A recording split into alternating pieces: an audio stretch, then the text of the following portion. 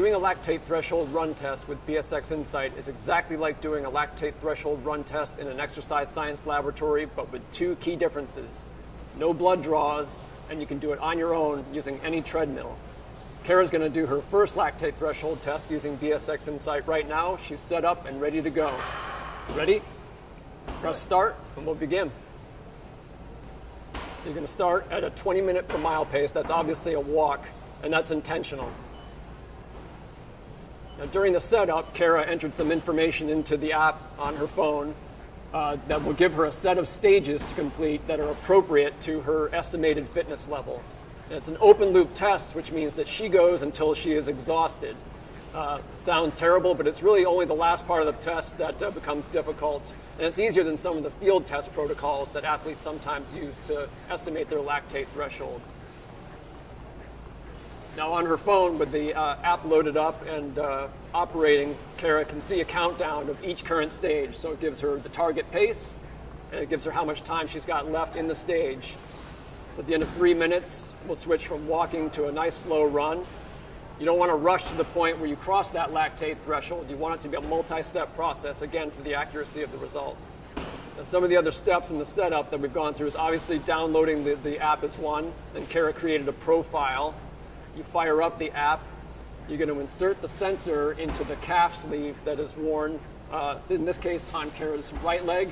You can choose either leg, but for consistency of results, you want to use the same leg each time you conduct a test.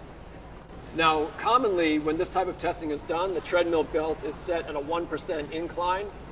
You will want to do that if you intend to use heart rate in your training, whether you're training indoors or outdoors and you're running. If you want your zones to be primarily heart rate based, that 1% rule does apply. By setting the treadmill at 1%, it'll remove any discrepancy between your heart rate at a certain pace indoors on a treadmill versus outdoors.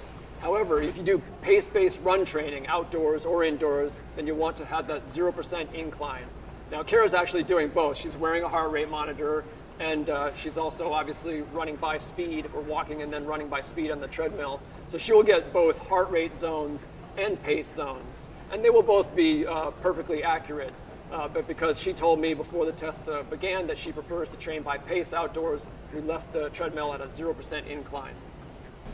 Now we're on to step 2. Kara's increased her pace from 3 miles per hour a walk to 5.8 miles per hour, which is a nice easy jog for her. Again, this is open loop, so it's not a designated length. It takes some athletes longer than it does others to reach the point of exhaustion. But it's important to get to that point when you feel you cannot continue. You'll get the best possible result if you sort of treat the last stages like a race and really give your best effort. How's it going so far, Kara? So far, so good. Good. Now with BSXinsight, you can conduct either cycling-based or run-based lactate threshold tests. When you open up the app and choose to do a lactate threshold test, you make that choice. Triathletes obviously do both. Kara is, in fact, a triathlete. It's helpful also to use the same treadmill each time you do a test with BSXinsight, and it's also helpful to know that the treadmill is properly calibrated. One thing I also recommend to athletes who are conducting these tests regularly, which everyone should, every 4 to 6 weeks, will give you a good measurement of your progress and allow you to adjust your zones as they change to make sure they're always fitting you as your fitness level changes. It's because they are strenuous and because they require consistency, you want to be in a fairly rested state. So no heavy training the day or even 2 days perhaps before you do a lactate threshold test using BSXinsight. Now we're coming up on stage 3, so we've got our 10-second lead-in showing on Kara's phone. And now it looks like we're going up to 6 miles per hour for stage 3. Small increase. The hard part's coming, Kara, don't worry. So how does BSXinsight work? It uses LED lights, near-infrared lights, and projects them into your muscle tissue to read your muscle oxygenation level and is able to correlate that with lactate levels, and that's how it's able to non-invasively read those metabolites inside your body. So it's exactly the sort of information that's coming from the blood samples that are taken during a lab-based test, but it's doing it by just correlating known values with the light that is the signal that is received back from inside your muscle. Okay, Kara, we're 10 seconds away from the next stage. Going to be moving on to stage 4. You're up to 6.2 miles per hour. One other small thing that accurate and consistent results depend on is properly placing the sensor in the calf sleeve. You want the lights, the LED lights, facing inward. If they point away, you won't get much of a result. Now, as you might imagine, scientists have actually tested the accuracy of the results of lactate threshold tests done using BSXinsight against the laboratory protocol, and with both cycling and running have found a very, very high degree of accuracy. So you really can trust the results that you get. And there are really two benefits of doing these tests on a regular basis. One is that your zones always remain current. You know, the output, the outcome of these tests is a set of custom target training zones, whether they're heart rate based or pace based in the case of running. And you can use those zones to guide your training to get the best possible results.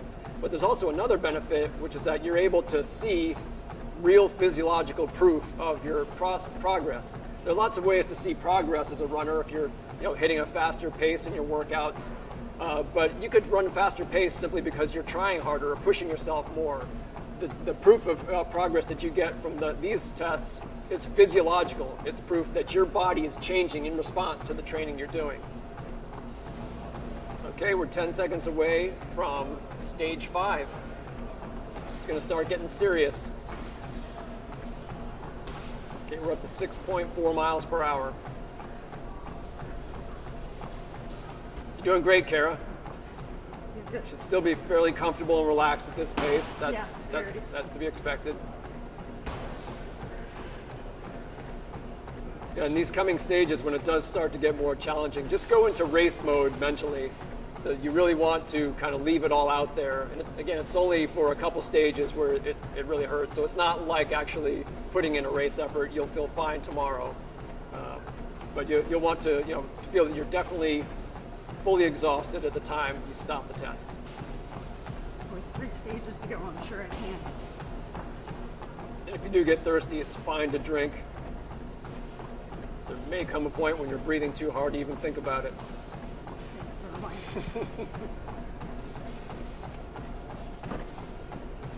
And we're 10 seconds away from the next stage. It'll be stage 6. 6.7.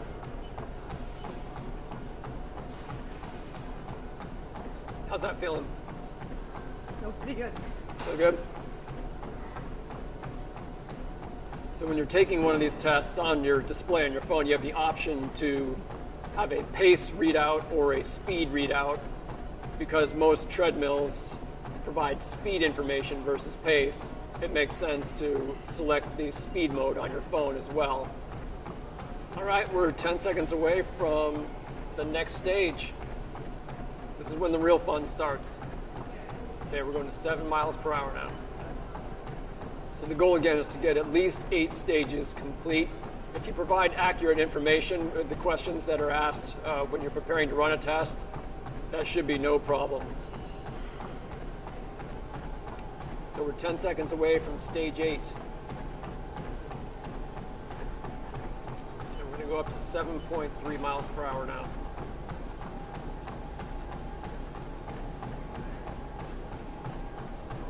Stage 8 is important because if you're able to complete it, you're assured of getting an accurate result from the test. But again, if you're not at the point of exhaustion, when you complete stage 8, you continue. How you feeling? Good. It's getting a little harder. Getting a little harder? Still within reason. Yep. That's about right.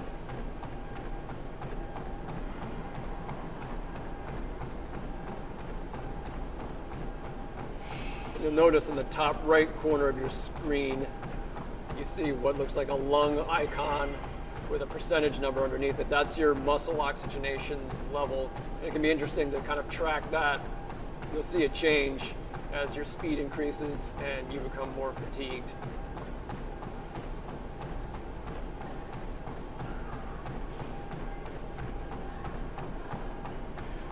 We are 10 seconds away from starting stage 9.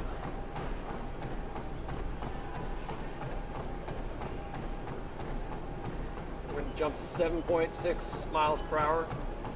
This is going to get good and challenging. This is when you'll pull out your mental bag of tricks that you use to stay focused in races. It's a very similar type of thing here. It's a test.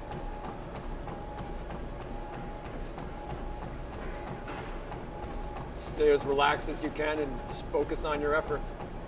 You're doing great. So you've passed stage 8. You're already assured of an accurate result. And now it's just a matter of completing it. When you're done, you'll step off the treadmill, and then you can see the big red stop button on the phone. You'll want to hit that, and you will immediately get your custom target zones that you can use for both heart rate and pace in training. You'll also be given, when you stop, the option to save or not to save your result, and that's the kind of thing that allows you to chart your progress over time. With those saved results, you can see your numbers improving as you gain fitness. Looking good. Less than a minute left in stage 9. In 10 seconds, stage 10 will begin. You're going to have another speed increase, and it's going to get challenging. Here we go, 8 miles per hour. That is booking, 7.5 minutes per mile.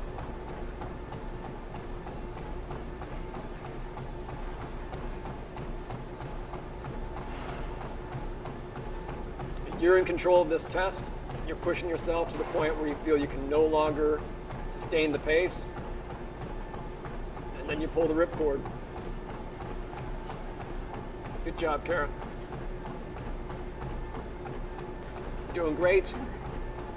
Give me a thumbs up if you think you can start the next stage. Awesome. So we're coming up on the end of stage 10 and moving on to stage 11.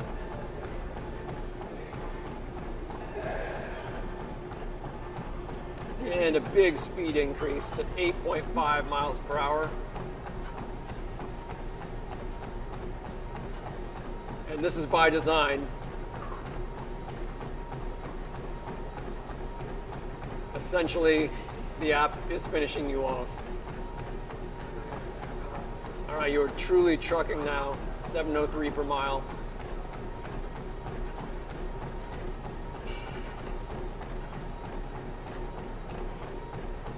I think you're fitter than you thought you were. You're doing awesome, Kara. When you are done, safe way to dismount, put your hands on the rails on the side, get your feet to the side of the belt, then stop the belt. Then you're going to want to stop the app and get your results. Looks like you are going to survive stage 11.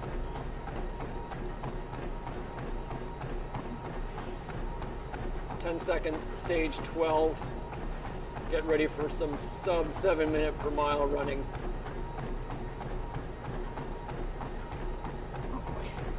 Yep. Excellent. We're up to 9 miles per hour, 6:40 per mile. That's no joke. This is stage 12.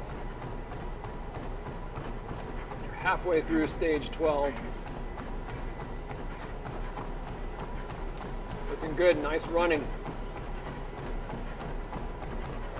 30 seconds left in stage 12.